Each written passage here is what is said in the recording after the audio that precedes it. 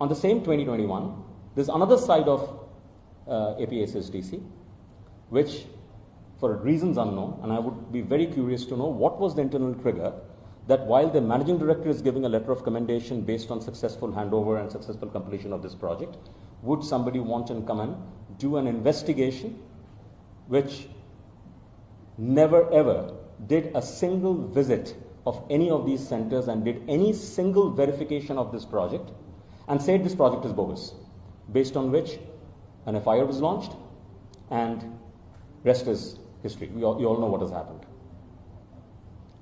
This is a big mystery because it's pretty much like the analogy that I want to give is that you are investigating how a murder was done, how a person has been killed, etc., when the person who's supposed to be murdered is actually standing out over there. The person is actually standing out over there and you are investigating how he was murdered, where is the weapon, etc. It intrigues me. I'm not a lawyer. I'm a professional. But it intrigues me that without even first, there's an Aesop fable that if the crow says that your ear has been taken, the first thing that you should do is put your hand on the ear and see if your ear has been taken. Don't run after the crow. This is something we have learned in the schools. Why something as basic as this was not done before these charges were riled up to say that this project is a bogus project, sham project, and then allegations, wildest allegations I can't even imagine, have been filed upon me and other people, and rest is all up to you. This project was so successful that KPMG in its 2016 State of India report, KPMG Global in the State of India report, cites this project as an example and a case study of one of the most successful projects that could ever be done. All of that has been ignored. The detailed document leading to the project, which has all the reasons, it's like the whole scope document, which was a part of every conversation based on which the deliveries were done. By the way, I must tell you also this: the scope of this project was end delivery. It was not supply of products or hardware, software, etc. It was the entire scope. It was operational scope of outcome-based scope of training students to the industry quality that is required. That document has been consistently been not referred to, and that document has been consistently been not brought into picture because it clearly shows the level and the depth of which this project was envisaged and what this project has been delivered. And as you would understand, when you're talking about the scope as outcome, it is not just a bill of material.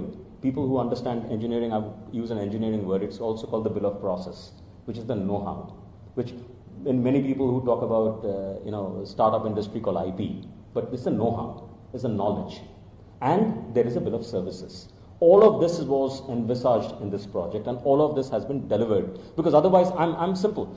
Look at the end result. If the end result is what it is in front of you, and the infrastructure that was used to deliver that is in front of you, that's what the project speaks about itself. And I can always say that this project, and as Siemens, the company that I led and I worked with, we led this project successfully with our partners and our ecosystem. There were hundreds of partners and ecosystem players who were engaged in delivering this project, and this project was done absolutely successfully. Sir, again, this is a conjecture. Okay, I think the best place for this conjecture to get discussed and found out is in the courts. They have failed to produce a single evidence of this matter in the courts in the last 2.5 years. Statements are very easy to make. Truth is truth. If anybody believes, and if I would find my organization coming in front and saying that this has been done, I would like to challenge them. I would like to, but I'm sure Siemens wouldn't say this. I'm pretty sure they haven't done this. Number two is what is a shell company? A company which is functioning, companies which has employees, the company which is paying salaries, the company which is paying its benefits, the company which is paying taxes. These are all shell companies. One day suddenly somebody says they're shell companies. So I may also as well say that you guys don't even exist. Does that make it truth? Any more truth than you saying that I didn't exist over here? This was a robo who came in and sat over here and spoke. That isn't truth. The truth is right in the front. By calling somebody a shell company, it's like calling in the schools, you call somebody a name. It's name calling.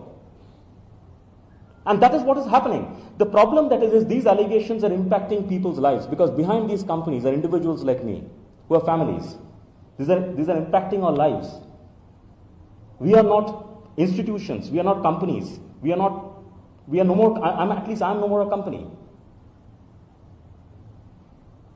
These are impacting our lives, our literal lives. But what is impacting more is that, imagine this 213,000 students. It was your brother who went and got trained over there, and suddenly his employer is calling and saying, by the way, the certificate that you have given to find this employment, this certificate may not be valid because your government is saying that this was actually a scam, this certificate isn't valid.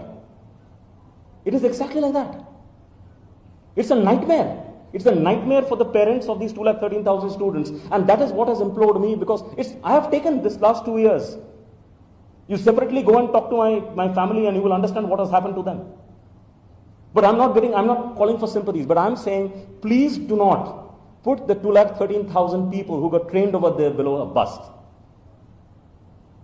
These allegations are impacting lives.